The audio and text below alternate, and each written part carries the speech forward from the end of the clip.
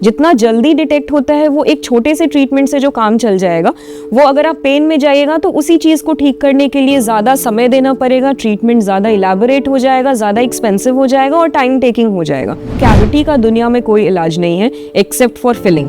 Abrasive paste use नहीं करना है, मतलब कि कोई भी जो खुरदरा लगे, जो रफ लगे, वो पेस्ट यूज़ नहीं करना है। पेनलेस इंजेक्शन भी आ गया है जो मतलब डिजिटली इंजेक्ट करता है और बहुत मिनिमम पेन होता है उसमें भी। Hello, welcome. मैं हूँ श्वेता सुरभि इम्पैक्ट लाइव पर, और आज फिर हमारे साथ है एक खास मेहमान। आपको तो तक पता है कि मेहमानों की कड़ी लेकर मैं आती हूँ अलग अलग विषयों पर। सब्जेक्ट इतने हैं, टॉपिक इतने हैं कि बात कभी ख़त्म नहीं होने वाली। इनमें से कुछ टॉपिक ऐसे होते हैं जो बड़े रिलेवेंट और बड़े इम्पॉर्टेंट होते हैं। खास करके जब बात हम अपने हेल्थ की करें तो सर से पाँव तक, इंटरनल एक्सटर्नल सारी जितने भी हमारे बॉडी ऑर्गन्स है, उनमें से हर पार्ट इतना इम्पॉर्टेंट होता है कि हमें उसका ख्याल रखना बड़ा ज़रूरी होता है। पर कुछ चीज़ें क्या होती है कि हम लोग जनरली अवॉइड करते हैं। खासकर अगर दांत की बात करें ना, तो लगता है कि दांत नाक तो है ही, ब्रश तो कर ही रहे हैं, खाना खा रहे हैं, तो डेली लाइफ में पता तो चलना नहीं है। प्रॉब्लम तब आती है जब दांत दर्द शुरू होता है और उसके बाद हम जाते हैं डॉक्टर के यहाँ, उसके बाद पेन होता है, उसके बाद दांत निकलवाओ, जितने भी ट्रीटमेंट्स है। लेकिन इसका किस्सा एक्चुअली कुछ अलग है। जड़ क्या है, कैसे हम शुरू से दांतों का ख्याल रखें, दर्द तक ना पहुँचे, और उसके अलावा बहुत सारी बातें जो हम आप नहीं जानते, ये हमें बताएंगी डॉक्टर आकांक्षा, जो हमारे प्रोग्राम में आज की हमारी गेस्ट है। Welcome to our programme doctor Akanksha. The two doctors से ये आई हैं हमारे पास, और बहुत ज़्यादा बुजुर्ग नहीं है, बहुत यंग है, पर एक्सपीरियंस बहुत अच्छा है, नॉलेज बहुत अच्छा है, तो उस हिसाब से आपसे करते हैं बातें। ज़रूर। दांत जो हम लोग सामने से दिख रहा है कि दांत बड़े अच्छे हैं, सुंदर दिख रहे हैं, तो हमें पता भी नहीं चलता कि अंदर कोई प्रॉब्लम हो रही है। और जब दर्द बढ़ता है तो भागते हैं आपके पास कि बहुत दर्द है, चिल्ला रहे हैं दर्द से। तो कैसे पता चले, कैसे शुरुआत से इसका ख्याल रखा जाए?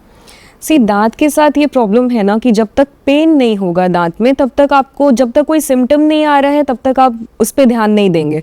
पेन तभी होगा जब बहुत ज़्यादा प्रॉब्लम आ चुका है, मतलब बहुत सारा चीज़ जो पहले करेक्ट हो सकता था, वो सारा ट्रीटमेंट अब नहीं हो सकता जब पेन शुरू हो रहा है।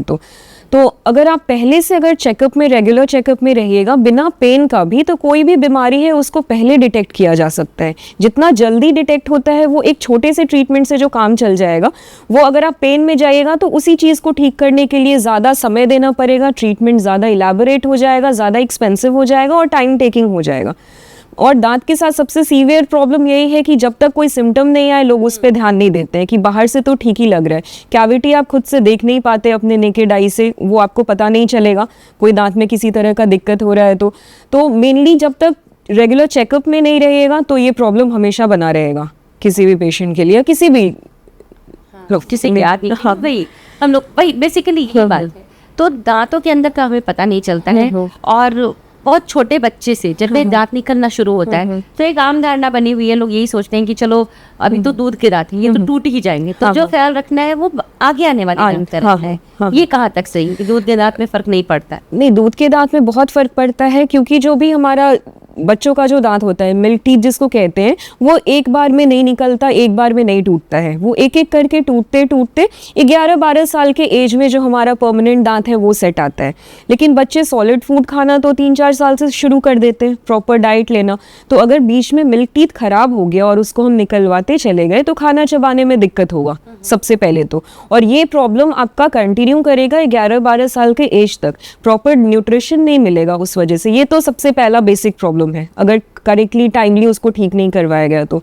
दूसरा, जो हमारा मिल्क टीथ होता है ना, वो अगर इस तरह से है तो उसी के नीचे परमानेंट टीथ हमारा होता है, टूथ का बड होता है। जैसे जैसे दूध का दांत निकलता जाता है ये अपने जगह पे आता है। अगर ये प्रीमेच्योरली अगर हम लोग दूध का दांत निकाल दिए वहाँ से, तो नीचे के टूथ बड को गाइडेंस नहीं मिलता है कि एग्जैक्टली इसे कहाँ पे आना है, तो वो आगे पीछे होने लगता है दांत। उसी कंडीशन में क्रूकेड टीथ हो जाता है। जो टेढ़े मेरे जो दांत होते हैं, जो टीनेजर्स जो ब्रेसेस लगा के करेक्ट करवाने, बहुत बड़ा रीजन है कि प्रीमेच्योरली दांत निकल जाना, ठीक है, या फिर टाइमली वो खुद से नहीं टूटना। बहुत सारा बच्चों का दांत होता है जो टाइम पे नहीं टूट रहा है, जो उसको टूट जाना चाहिए था। तो उस कंडीशन में क्या होगा कि नीचे का दांत आगे की तरफ हो जाएगा, बहुत कॉमन कंडीशन है, या पीछे की तरफ से नया दांत आने लगेगा। तो ये सारा प्रॉब्लम आता है सिर्फ हमारे मिल्क टीथ के कंडीशन पे, तो उसका ख्याल रखना परमानेंट टीथ जितना ही इम्पॉर्टेंट है। ये ऐसा नहीं है कि ये दांत निकल जाएगा फिर तो नया आएगा, तो वो प्रॉब्लम ही क्रिएट करता है इन द लॉन्गर रन। ठीक है, और ये चीज़ है, मुझे लगता है कि ये जो मिल्क टीथ के बारे में इतनी इम्पोर्टेंट आपने चीज़ बताई, ये लोगों को पता ही नहीं है। हाँ। अभी तक जब तक डेंटिस्ट के पास भी छोटे बच्चों को ले जाने का कोई सेंस ही नहीं बनता है। हाँ। बच्चा रो रहा है, कैविटी हो हाँ, रही है, अगर पेन हो रहा है तो दवा दे दो, कोई ट्रीटमेंट करवा, नहीं तो फिर दांत निकलवा दो क्योंकि नया तो आएगा ही। यूजुअली पेशेंट्स का यही ये रहता है। बट अभी के जो न्यू पेरेंट्स हैं उनमें अवेयरनेस ज़्यादा है। ये अच्छी बात है कि अभी के जो बच्चे आ रहे हैं उनका अर्ली ट्रीटमेंट हो रहा है। हमारे टाइम में नहीं होता था क्योंकि इतना अवेयरनेस नहीं था, अभी ये अवेयरनेस बढ़ रहा है डेंटिस्ट्री में। तो ये बच्चे जो हैं जैसे ही दांत निकलना शुरू होता है तब से उनको रेगुलर चेकअप में रखाना चाहिए। हाँ, रेगुलर चेकअप में रख सकते हैं और थोड़ा विजिलेंट होने का ज़रूरत भी है पेरेंट को। ठीक है, कि ब्रश अगर बच्चा बहुत छोटा है तो खुद से ब्रश करवाए उसको। ठीक है, ब्रश कैसे, ब्रश का मूवमेंट होगा, ये सब उसको बचपन से सिखाए। उससे ज़्यादा इम्पॉर्टेंट है कि कुछ भी अगर वो खा रहा है तो रिंस ज़रूर करवाएं और विजिलेंट रहे, मतलब ध्यान दे कि कर रहा है कि नहीं। ये नहीं कि छोड़ दिया, तब जब तक वो खुद भी करने में हैबिट में नहीं ले आए तब तक बहुत ज़रूरी है पेरेंट्स को एकदम हमेशा आगे पीछे देखते रहना उसका कि दांत ठीक से साफ कर रहा है कि नहीं। दूसरा कि अगर कोई कैविटी कोई दिखे, कहीं भी ब्लैक स्पॉट सा दिखे, पेन अगर नहीं भी बता रहा है बच्चा तो उसको आके करेक्ट करवा ले। वो छोटा सा कैविटी है, वो फिलिंग करने से ठीक हो जाएगा। पेन का वेट करेंगे तो हो सकता है दांत निकालना पड़े उस कंडीशन में। और छोटे बच्चों का दांत रिप्लेसमेंट करना ये सब बहुत टेक्निकल, मतलब बहुत टफ है। अगर जल्दी में ठीक हो जाए, से छोटा कैविटी है वो ज़्यादा बेहतर है, उसको करवा लेना। तो कितने ड्यूरेशन पे ये रेगुलर चेकअप कराना चाहिए दांतों का नॉर्मली किसी भी एज के लोग? नॉर्मली हम लोग, हमारे पास जो पेशेंट्स आते हैं उनमें बोलते हैं कि 6 मंथ्स में एटलीस्ट, मतलब ट्वाइस अ ईयर तो आपको बिल्कुल करवा लेना चाहिए। ठीक है, बच्चों का भी करवाना चाहिए। उससे दो चीज़ होगा कि अगर आप एक रेगुलर चेकअप के लिए आते हैं तो एक बेसिक क्लीनिंग आप करवा लेते हैं। ठीक है, स्केलिंग करवा लेते हैं, जो डिपॉजिट्स है वो क्लीन हो जाता है, हाइजीन मेंटेन होता है। दूसरा कि जो कैविटी आपको अभी नहीं पता है वो पहले डिटेक्ट हो जाता है चेकअप के टाइम। ठीक है, तो वो अगर इनिशियल स्टेज का कैविटी है, हम लोग उसी को उस समय भर दिए तो वो फर्दर प्रॉब्लम क्रिएट नहीं करेगा, क्योंकि कैविटी का दुनिया में कोई इलाज नहीं है एक्सेप्ट फॉर फिलिंग। ठीक है, वो कोई दवाई, कोई टेक्नोलॉजी नहीं है उस चीज़ को ठीक करने का। अगर दांत का एक कोई भी हिस्सा सड़ गया, मतलब उसमें सड़न आ गया, कैविटी हो गया, तो बॉडी उसको रिपेयर नहीं करता है। ठीक है, जैसे हड्डी टूटती है, हड्डी दोबारा जुड़ जाती है क्योंकि बोन फॉर्मेशन होता है, टूथ में रीजनरेशन नहीं होता है। वो सड़ गया, उसे काट के हमें हटाना है और वहाँ पे आर्टिफिशियल फिलिंग मटेरियल भरना है। और ये कैविटी अरेस्ट भी नहीं होता है खुद से, मतलब ये रुकता नहीं है, ये डीप जाएगा जब तक कि पूरा दांत खत्म नहीं हो जाए। तो जितना अर्ली वो फिल हो गया उतना आसानी से ये ट्रीटमेंट हो जाता है। नहीं तो फिर रूट केनाल के भी बियॉन्ड अगर आप चले गए, नहीं ठीक करवाए, तो फिर दांत निकलेगा। और निकल जाने के बाद कोई ऑप्शन नहीं है, फिर आप रिप्लेस करवाइए उसके, रिप्लेस करवाइए। रिप्लेस जो कराते हैं हम बाद में नकली दांत होते हैं, वो दांत कितने साल तक, क्या वो लाइफ लॉन्ग सेट करते हैं, रहते हैं ऐसे दांत? दांत रिप्लेस करवाने का 2-3 मोड है, एक कोई फिक्स चीज़ नहीं है कि हाँ ये ऐसे कर दिया गया। बेसिकली ब्रॉडली देखें तो एक खोलने पहनने का दांत होता है, एक फिक्स दांत होता है। ठीक है, खोलने पहनने वाला यूजुअली ओल्ड एज पेशेंट्स करवाते हैं, या फिर वैसे पेशेंट जो सर्जरी वगैरह नहीं करवा सकते, मतलब कोई हार्ट इशू है, डायबिटिक है, या पेशेंट का चॉइस नहीं है, फाइनेंशियल इशू है, तो फिर खोलने पहनने का डेंचर दिया। नहीं तो पेशेंट्स अभी चाहते हैं कि मेरा दांत फिक्स हो जाए। ठीक है, फिक्स में या तो इम्प्लांट से हम लोग करते हैं, जिसमें एक स्क्रू डाल दिया जाता है, उसके सपोर्ट पे दांत लग जाता है, स्क्रू के चारों तरफ हड्डी बन जाती है, वो बॉडी का एक पार्ट हो जाता है। ये होता है डेंटल इम्प्लांट।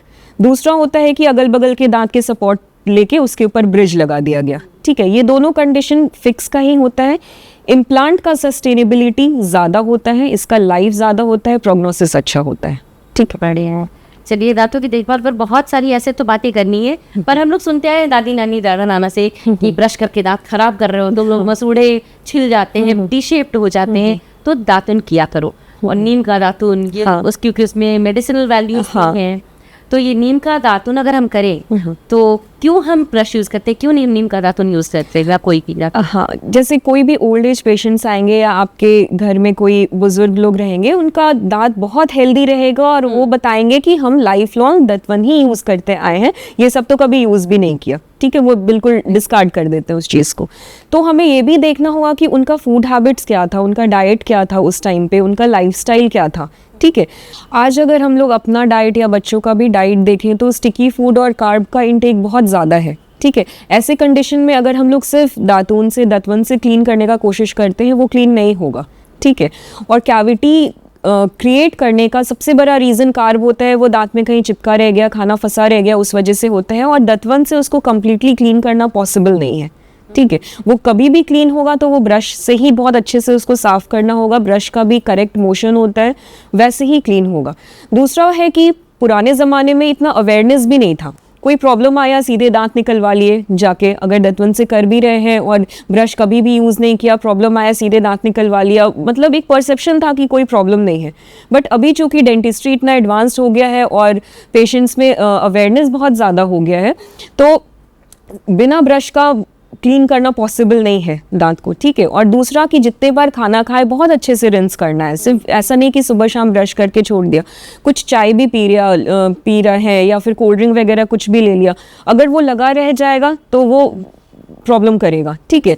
हाँ, तो हाँ, हैबिट लाना है कि नॉर्मली पानी से बहुत अच्छे से रिंस कर ले। ये जो हैबिट है ना, ये इससे 90% प्रॉब्लम सॉल्व रहेगा। अगर कोई और इशू नहीं है दांत में, तो जितने बार खाना खा रहे हैं अच्छे से रिंस कर रहे हैं, 2 बार ब्रश कर रहे हैं, this is more than enough to keep a patient, मतलब ओरल हाइजीन को मेंटेन करने का बहुत अच्छा तरीका है ये। बहुत ज़्यादा आपको कुछ भी एफर्ट लगाने का ज़रूरत नहीं है। कहीं खाना फंस रहा है तो ध्यान में रखें कि हाँ फंस रहा है तो हम कहीं दिखवा लें, ये नहीं कि फंस रहा है तो ठीक है छोड़ दिया, क्योंकि खाना फंस रहा है it will create a cavity in future for sure. तो छोटा छोटा ही चीज़ है, बहुत ज़्यादा मेहनत का इसमें नीड नहीं है करने का, बस ध्यान देने की हाँ जरूरत है। हाँ बिल्कुल। तो ये तो दातुन की बात हुई, ब्रश की बात हुई। अब ब्रश के साथ बात करेंगे टूथपेस्ट। इतने ब्रांड्स आ गए हैं और हर में इतनी स्पेशलिटी है, नमक से लौंग से लेकर के पता नहीं दालचीनी से लेकर कितने मसाले और कितने चीजें भरी पड़ी हैं, और वो कहते हैं कहाँ तक सच्चाई है और क्या यूज करना चाहिए। देखिए ऐसा नहीं है कि जो एडवर्टाइज हो रहा है वो कम्प्लीटली फेक ही है, वो गलत ही है, ठीक है। इट्स जस्ट लाइक कि आप जो शैम्पू खरीद रहे हैं, सोप खरीद रहे हैं, उसमें भी एक मेडिकेटेड होता है, एक आपके हेयर्स के लिए स्पेसिफिक कोई डर्मा आपको प्रिस्क्राइब करते हैं, और एक ओटीसी होता है जो आप खुद अपने चॉइस से दुकान से खरीदने जाते हैं, ठीक है।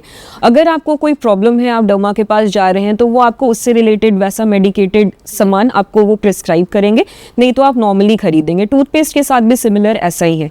अगर कोई मेडिकल कंडीशन, मतलब कोई ओरल कंडीशन है, दांत में सेंसिटिविटी है, झनझनाहट का प्रॉब्लम है, या फिर अगर आपको वाइटनिंग करवाना है, या जो भी आपको कंडीशन लगता है कि इस वजह से हमको ये पेस्ट करना चाहिए, तो वो बेहतर होगा कि आप कंसल्ट करके उस चीज़ को लें, ठीक है। क्योंकि सेंसिटिविटी हो रहा है तो ज़रूरी नहीं है कि वो सेंसिटिविटी आपका सेंसिटिव टूथपेस्ट ही यूज़ करने से ठीक हो जाएगा, ठीक है। उसके लिए डायग्नोसिस करना बहुत ज़रूरी है कि ये हो क्यों रहा है, राइट। और अगर कोई प्रॉब्लम नहीं है, अगर एक बेसिक ओरल हाइजीन मेंटेन करना है, तो कोई भी पेस्ट यूज़ करे वो उससे बहुत ज़्यादा फ़र्क नहीं पड़ता है, ठीक है। हाँ, वो उस क्योंकि वो बस एक मीडियम है लुब्रिकेशन का और एक क्लीनिंग एजेंट है, उसमें आप कोई भी कर सकते हैं, बहुत ज़्यादा फ़र्क नहीं पड़ता है। अब्रेसिव पेस्ट यूज़ नहीं करना है, मतलब कि कोई भी जो खुरदरा लगे, जो रफ लगे, वो पेस्ट यूज़ नहीं करना है, क्योंकि वो दांत को धीरे धीरे स्लोली घिसता है। इसके अलावा आप बहुत ज़्यादा ये नहीं करना है कि कौन सा पेस्ट ये रहेगा। कोई आपको इशू हो रहा है, जैसे सेंसिटिविटी सबसे कॉमन है और एडवर्टाइज भी सबसे ज़्यादा यही होता है कि सेंसिटिविटी के लिए पेस्ट यूज़ करना है, और वाइटनिंग, हाँ वाइटनिंग के लिए। तो सेंसिटिविटी के लिए ज़रूरी नहीं है कि पेस्ट से ठीक हो जाए, जैसा हम पहले भी बताए, वो आप दिखवा के यूज़ करें तो वो बेहतर होगा, ठीक है। नहीं तो आप पेस्ट लगा रहे हैं, आपका ठीक भी नहीं हो रहा है और अंडरलाइंग प्रॉब्लम भी ठीक नहीं हो रहा है, ठीक है।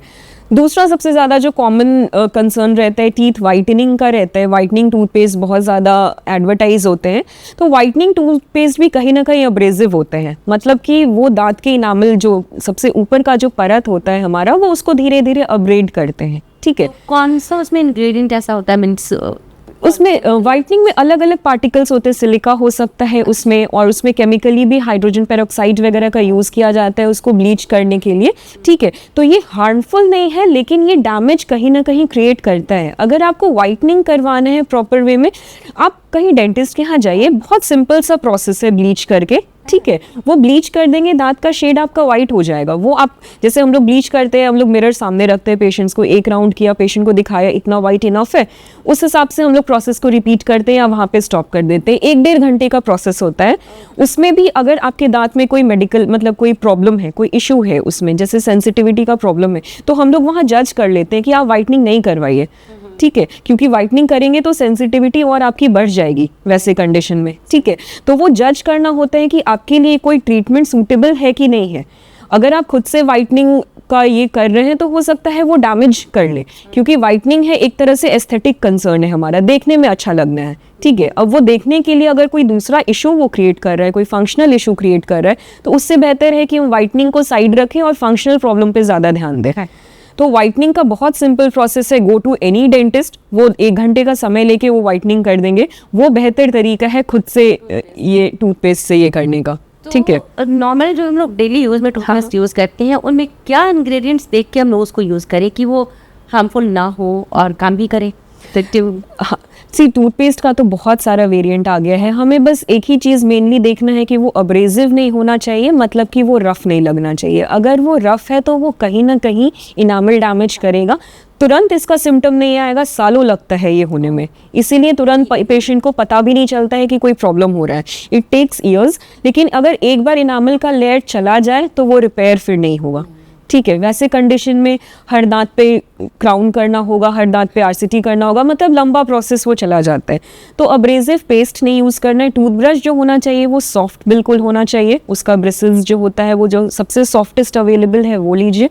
ब्रश 2-2.5 मिनट से ज़्यादा करने का कोई नीड नहीं है, ठीक है, क्योंकि 2-2.5 मिनट के बाद ना वो सफाई नहीं होता, वो बस हम लोग ऐसे ही करें। जो भी क्लीनिंग होना है वो 2 मिनट में, स्टार्टिंग के 2 मिनट में हो जाएगा।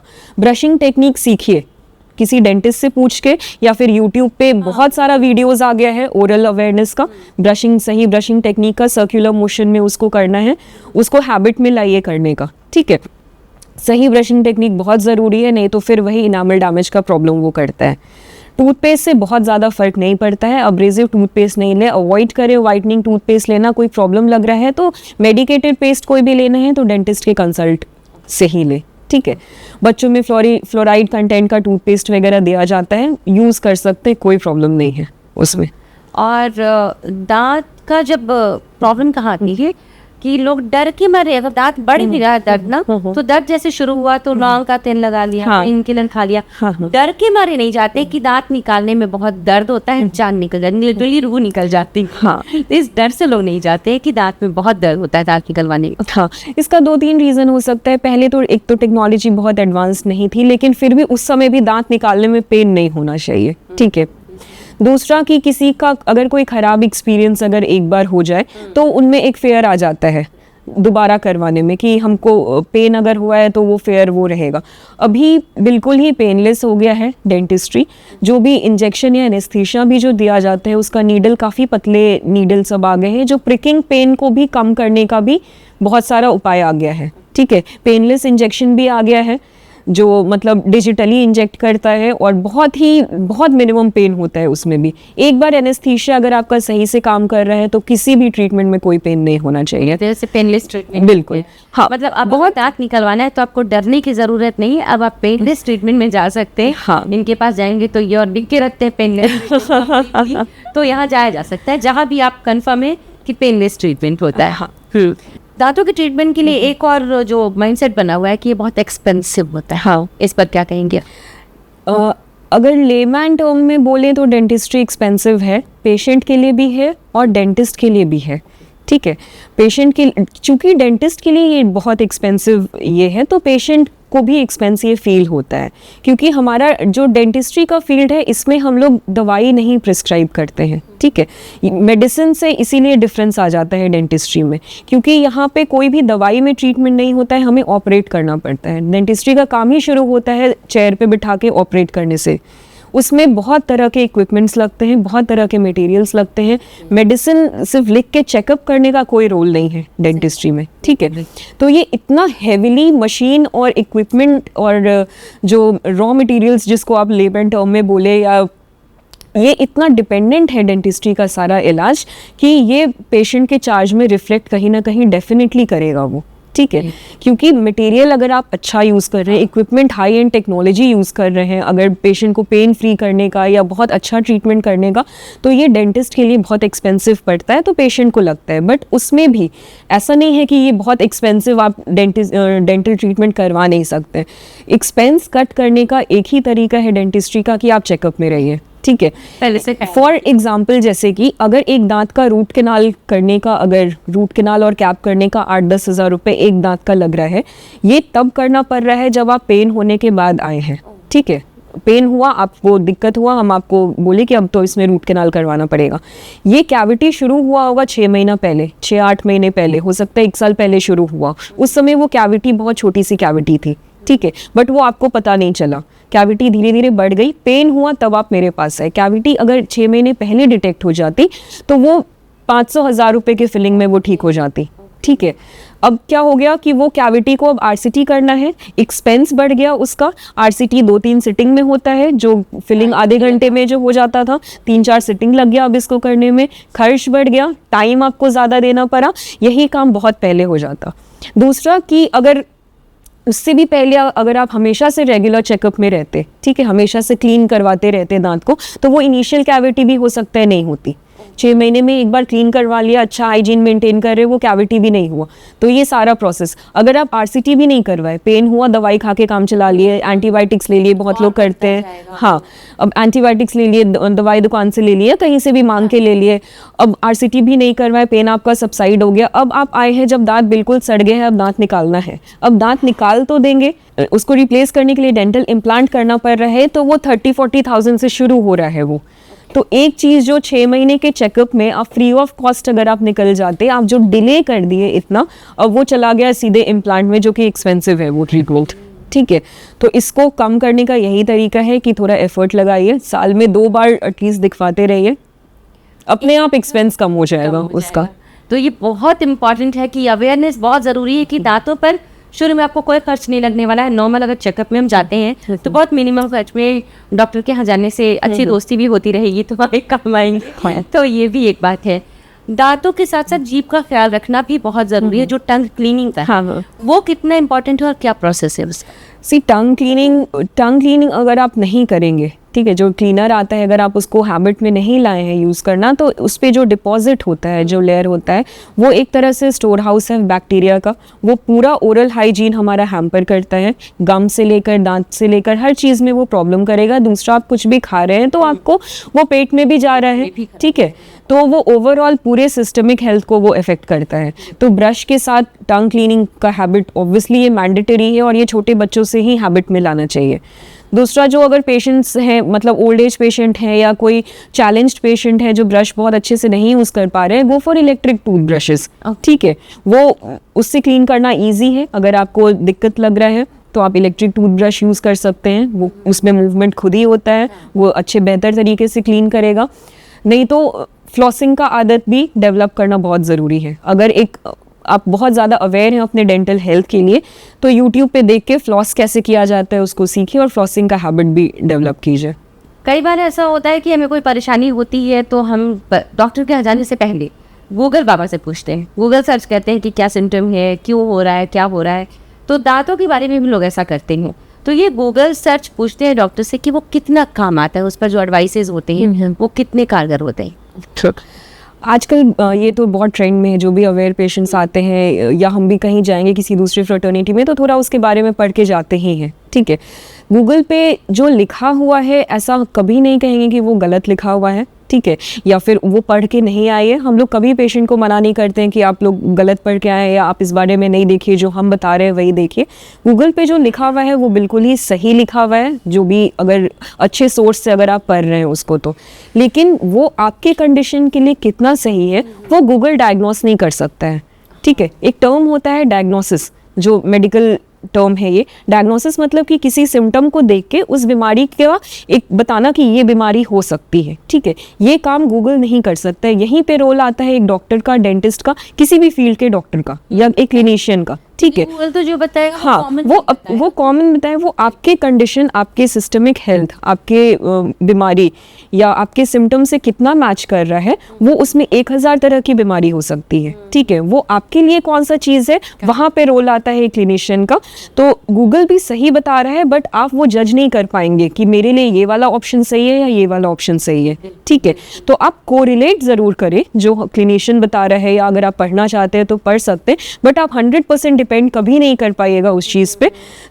उसके लिए you need to consult a clinician. Doctor, क्या बात है। बहुत ही सटीक जानकारी जिसको कहते हैं, एकदम टू दी पॉइंट, ये हमें डॉक्टर आकांक्षा बता रही हैं। और पूरी बातचीत के दौरान मैंने यही देखा कि एक्सपीरियंस कितना काम आता है, चीज़ों का नॉलेज कितना काम आता है। डॉक्टर आपने इतना अपना प्रेशियस टाइम दिया और इतनी अच्छी अच्छी बातें बताई अवेयरनेस में। थैंक यू सो मच, बहुत बहुत थैंक यू। तो व्यूअर्स, हम आपके पास ऐसे ही अलग अलग टॉपिक और अलग अलग गेस्ट के साथ आते रहेंगे। आज के लिए तो इतना ही है, लेकिन ये जैसे अवेयरनेस की मैं बात कर रही हूँ उस पर ख्याल ज़रूर रखिएगा। आप हमें देखते हैं, सुनते हैं और अधिकतर लोग भूल जाते हैं। हम इसलिए ये टॉपिक लेकर आपके पास आते हैं कि आप अवेयर हो, उसको इम्प्लीमेंट करें, क्योंकि ये जानकारी बहुत ज़्यादा इम्पॉर्टेंट होती है। और अगर आप उसको समझ नहीं करें तो आप खुश रहेंगे, स्वस्थ रहेंगे, और मैं खुश हो जाऊँगी, चलो कुछ अच्छी चीज़ मैंने आप तक पहुँचाई। तो आप खुश रहें, अपना ख्याल रखें, मुझे दे इजाज़त, और आपसे फिर मिलूंगी, तब तक के लिए बाय बाय।